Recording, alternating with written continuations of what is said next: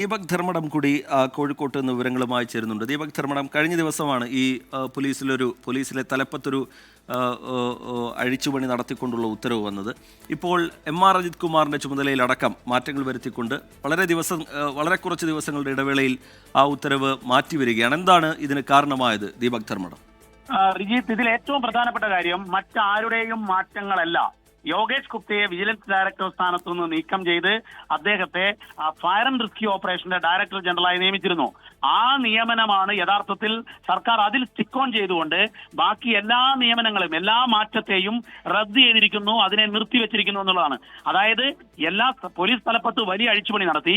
ആ അഴിച്ചുപണിയിലെ ഏറ്റവും സുപ്രധാനമായ കാര്യം വിജിലൻസ് ഡയറക്ടറായി മാസങ്ങൾ മാത്രം പൂർത്തിയാക്കിയ യോഗേഷ് ഗുപ്തയെ അദ്ദേഹത്തെ ആ ചുമതലയിൽ നിന്നും മാറ്റി മനോജ് എബ്രഹാമിനെ വിജിലൻസ് ഡയറക്ടർ ആക്കിയതായിരുന്നു. അതിൽ യോഗേഷ് ഗുപ്തയെ മാറ്റിയതിൽ രാഷ്ട്രീയമായ ചില ആരോപണങ്ങളൊക്കെ വന്നതാണ്, ചില നീക്കങ്ങൾ വന്നതാണ്. പക്ഷേ യോഗേഷ് ഗുപ്തയെ നീക്കിയ, വിജിലൻസ് ഡയറക്ടറിൽ നിന്നും നീക്കിയ ആ തീരുമാനത്തിൽ സർക്കാർ ഉറച്ചു നിൽക്കുന്നു.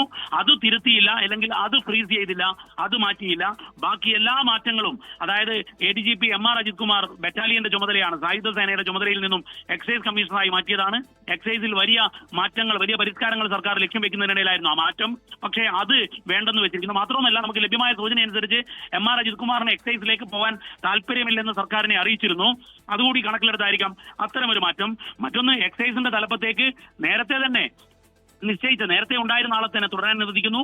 മറ്റൊരു കാര്യം, മറ്റ് എല്ലാ മാറ്റങ്ങളും ഫ്രീസ് ചെയ്തിരിക്കുന്നു എന്നുള്ളതാണ്. അതിലാകെ IG പ്രകാശിനെ ക്രൈംബ്രാഞ്ചിൽ നിന്നും മാറ്റി. പക്ഷേ അദ്ദേഹത്തിന് സ്വകാര്യമായ തിരുവനന്തപുരത്ത് ക്രൈം റെക്കോർഡ്സ് ബ്യൂറോയിലേക്കാണ് IG പ്രകാശിന് നിയമനം നൽകിയിരിക്കുന്നത്.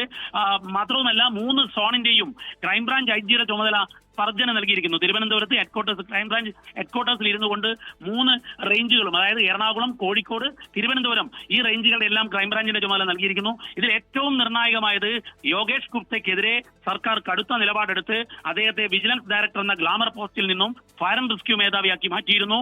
ആ മാറ്റത്തിൽ ഒരു തിരുത്തലിന് തയ്യാറായില്ല. അത് കൃത്യമായ രാഷ്ട്രീയ സൂചനയാണ്. കാരണം യോഗേഷ് ഗുപ്ത ഇപ്പോൾ സർക്കാരിന്റെ ഗുഡ് ബുക്കിലല്ല എന്നുള്ളതാണ് ഈ ഉത്തരവിൽ നിന്നും നമുക്ക് വായിച്ചെടുക്കാവുന്നത്.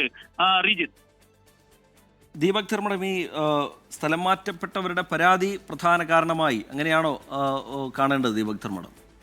ഇതിൽ ഒരു പ്രധാനപ്പെട്ട കാര്യം, അങ്ങനെ പരാതിയുടെ അടിസ്ഥാനത്തിൽ ഒരു സ്ഥലം മാറ്റം ഫ്രീസ് ചെയ്ത ചരിത്രം കഴിഞ്ഞ 9 വർഷത്തെ പിണറായിയുടെ ആഭ്യന്തര വകുപ്പിനെ പരിശോധിച്ചാൽ നമുക്ക് കാണാൻ സാധിക്കില്ല.